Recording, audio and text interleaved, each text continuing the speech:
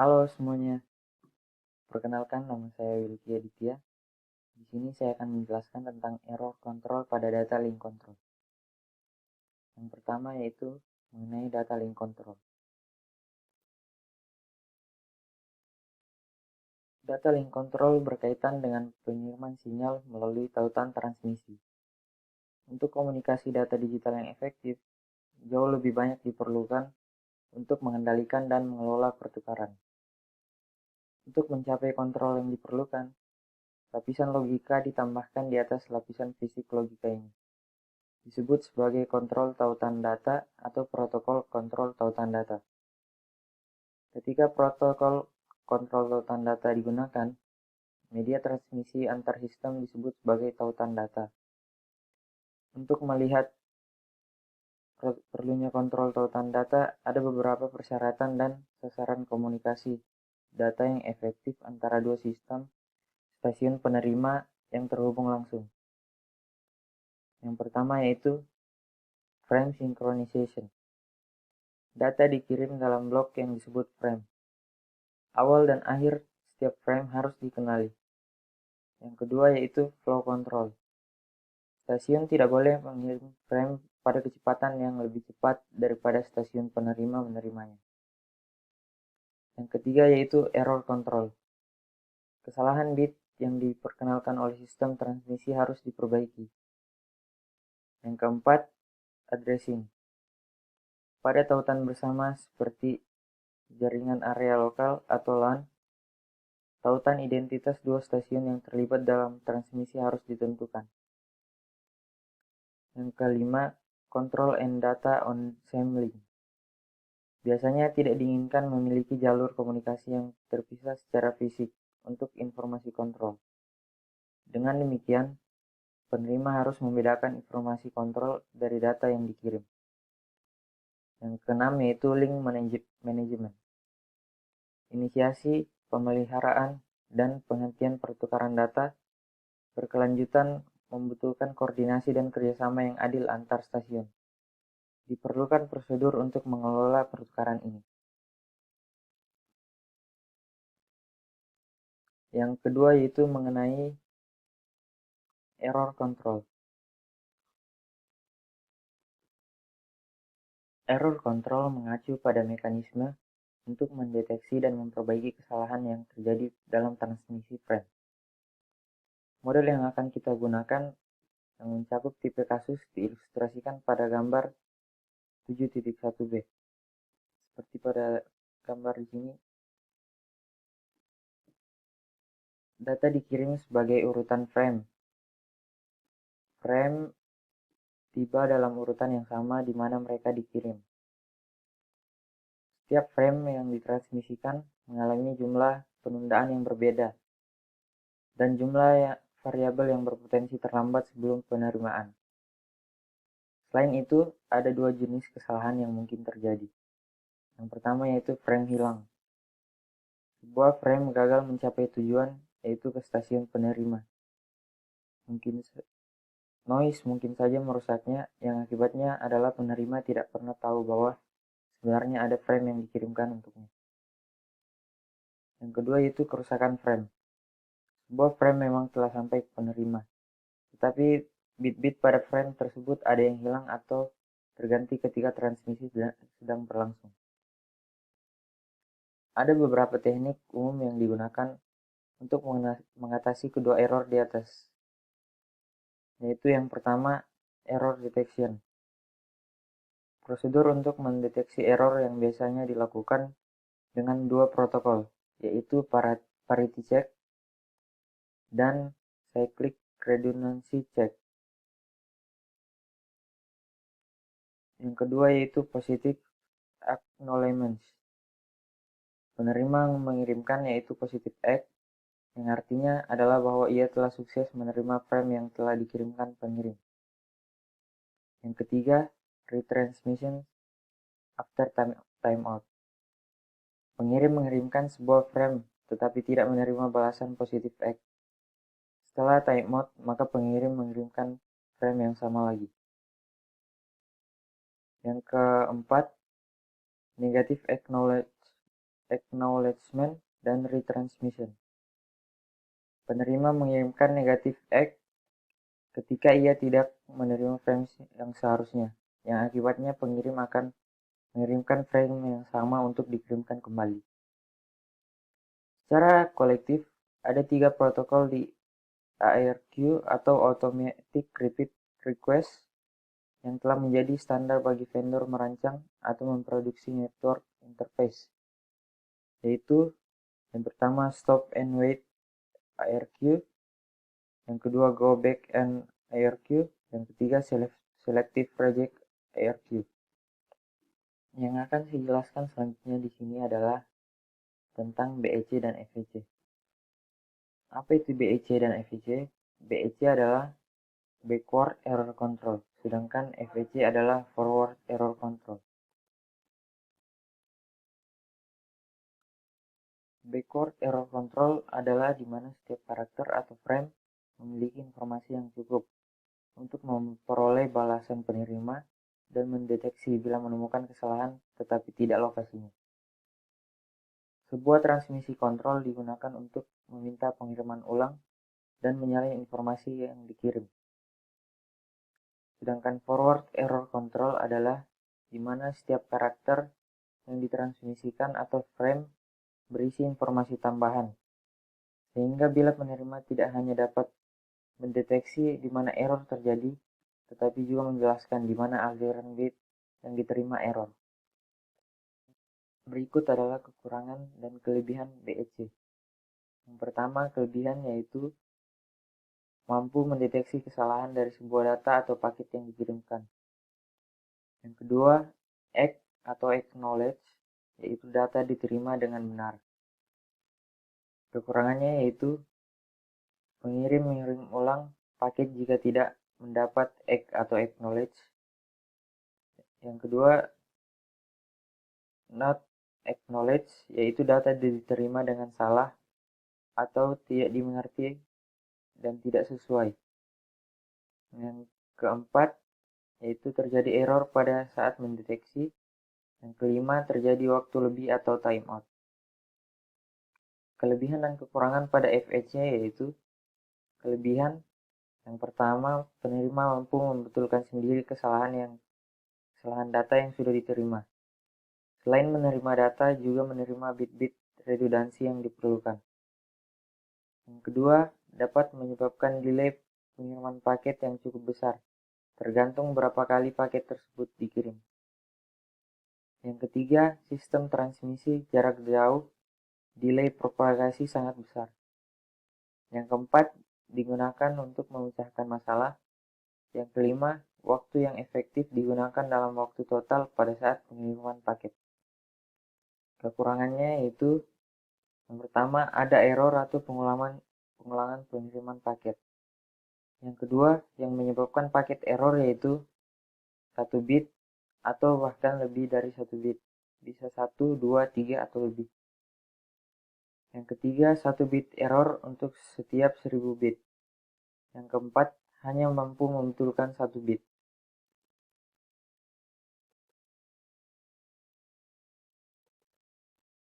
Selanjutnya yang akan dijelaskan di sini adalah mengenai protokol ARQ. Yang pertama yaitu Stop and Wait ARQ. Stop and Wait ARQ didasarkan pada teknik flow control.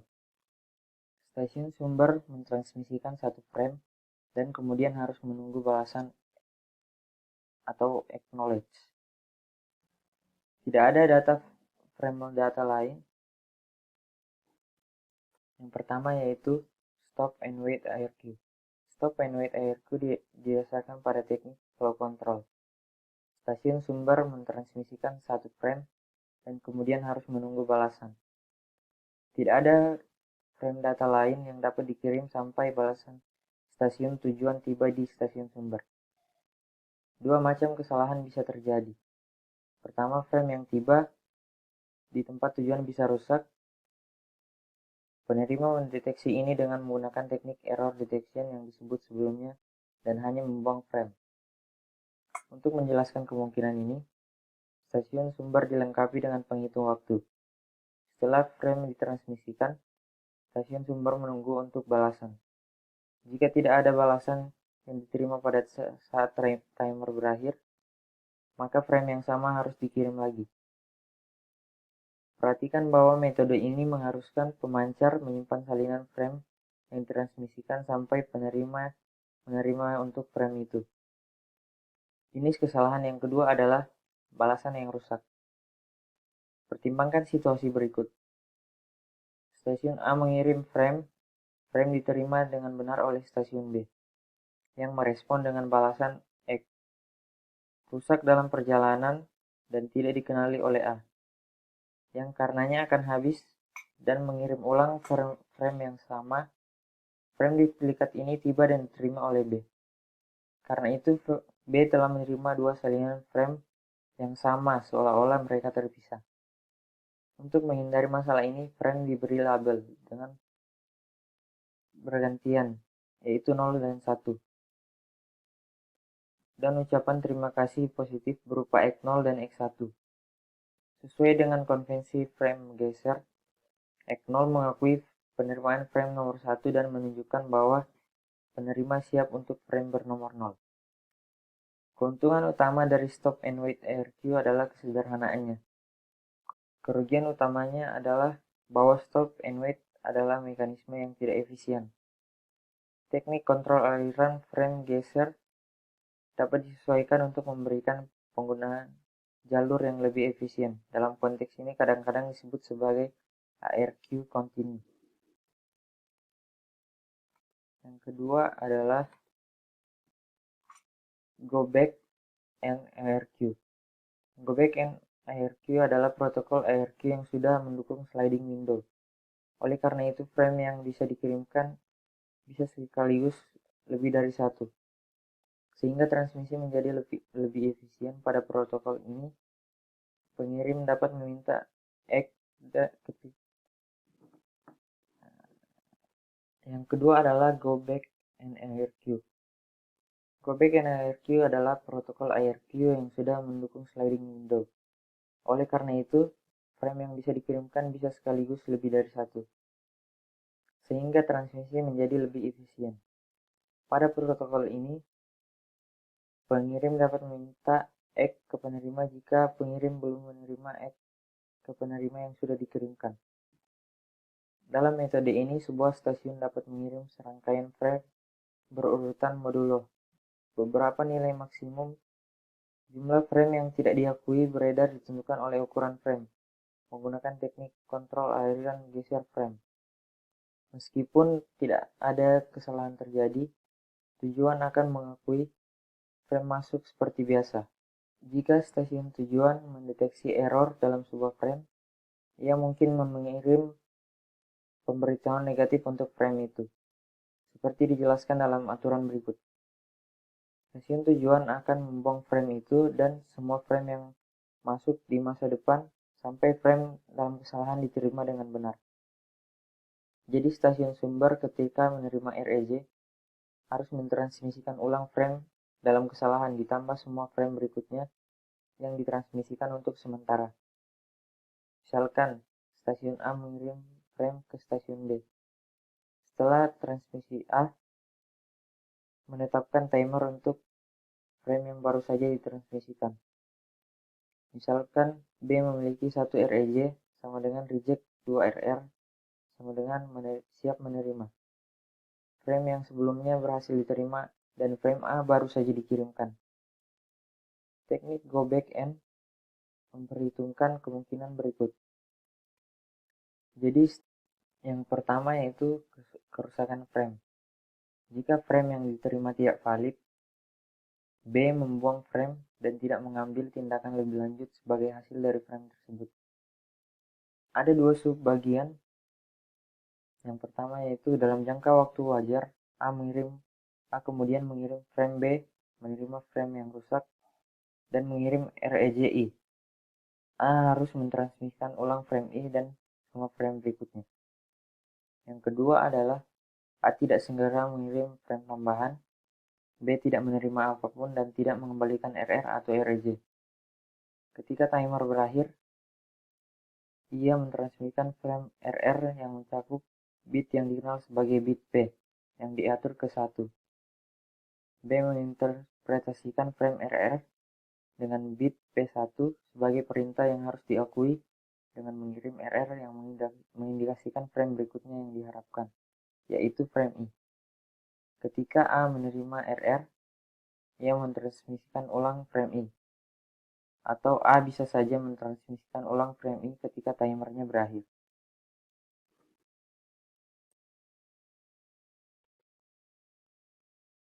Yang kedua adalah RR yang rusak. Ada dua subbagian, yaitu yang pertama, B menerima frame I dan mengirimkan RR yang mengalami kesalahan dalam pengiriman. Karena balasan bersifat kumulatif, mungkin A akan menerima RR berikutnya ke frame berikutnya, dan bahwa itu akan tiba sebelum timer yang terkait dengan frame I berakhir. Yang kedua, jika timer A berakhir, itu akan mengirimkan perintah RR dalam kasus 1B. Ini mengatur timer lain yang disebut timer P-bit. Jika B gagal merespon perintah RR, atau jika responnya mengalami kesalahan dalam pengiriman, maka timer P-bit akan kadaluarsa. Pada titik ini, A akan mencoba lagi dengan mengeluarkan perintah RR baru dan memulai kembali timer P-bit. Prosedur ini dicoba untuk sejumlah iterasi. Jika A gagal mendapatkan balasan setelah berupaya maksimum, ia memulai prosedur reset. Yang ketiga yaitu REJ rusak atau REJ hilang. Ini setara dengan kasus 1B. Bidang nomor urut kabit yang menyediakan kisaran nomor urut ukuran frame maksimum. Ini ada hubungannya dengan interaksi antar error control dan balasan. Pertimbangkan bahwa jika data dipertukarkan di kedua arah, stasiun B harus mengirim ucapan terima kasih dukungan ke frame stasiun A. Dalam frame A, data yang dikirim oleh B, bahkan jika balasan telah terkirim. Seperti yang telah kami sebutkan, ini karena B harus meletakkan beberapa angka di bidang balasan kerangka datanya. Sebagai contoh, anggaplah nomor urut 3 bit. Misalkan sebuah stasiun mengirim frame 0 dan mendapatkan kembali RR1. Dan kemudian mengirim frame 1, 2, 3, 4, 5, 6, 7, 0 dan mendapat RR1 lainnya. Ini bisa berarti bahwa semua 8 frame diterima dengan benar, dan RR1 adalah balasan kumulatif. Ini juga bisa berarti bahwa semua 8 frame rusak atau hilang dalam perjalanan, dan stasiun penerima mengulangi RR sebelumnya, 1. Masalahnya dihindari jika ukuran frame maksimum dibatasi untuk seluler tolak ARQ dengan selektif tolak ARQ. Satu-satunya ARQ frame yang ditransmisikan kembali adalah mereka yang menerima balasan negatif. Dalam hal ini disebut SREJ, atau mereka yang timeout.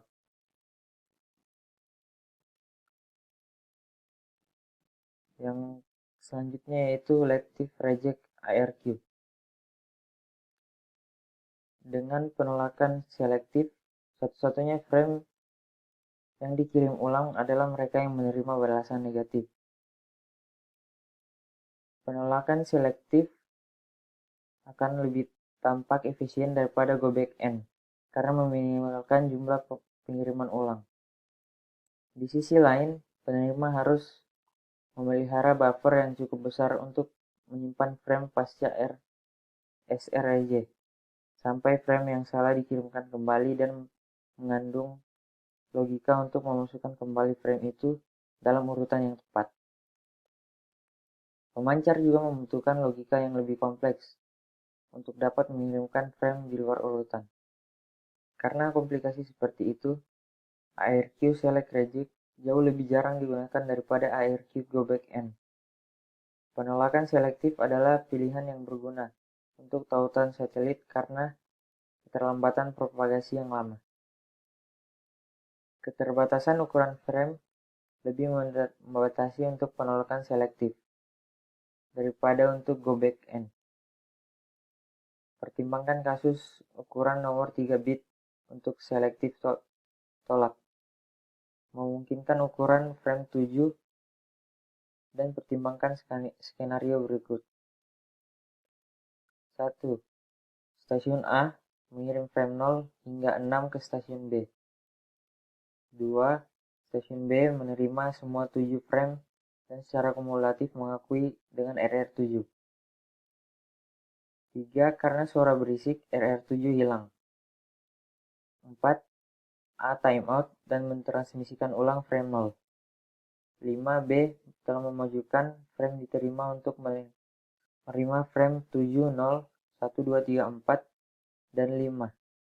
Dengan demikian diasumsikan bahwa frame 7 telah hilang dan bahwa ini adalah frame 0 baru yang diterima. Masalah dengan skenario di atas adalah bahwa ada tumpang tindih antara frame mengirim dan menerima. Untuk mengatasi masalah tersebut, ukuran frame maksimum seharusnya tidak lebih dari setengah kisaran nomor urut. Dalam skenario sebelumnya, jika hanya 4 frame yang tidak diakui, mungkin menonjol. Tidak ada kebingungan yang bisa terjadi. Secara umum, untuk bidang nomor urut K-bit yang menyediakan kisaran nomor urut, ukuran frame maksimum dibatasi hingga 2K-1.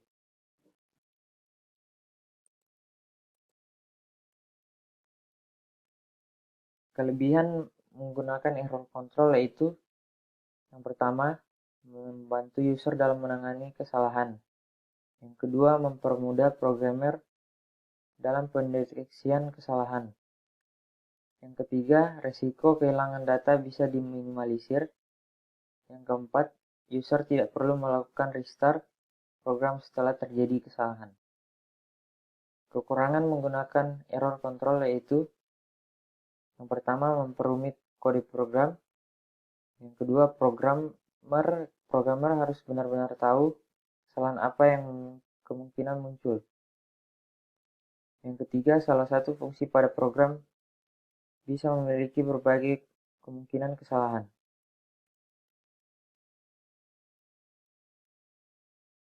Sekian presentasi dari saya. Lebih dan kurangnya mohon dimaafkan. Terima kasih.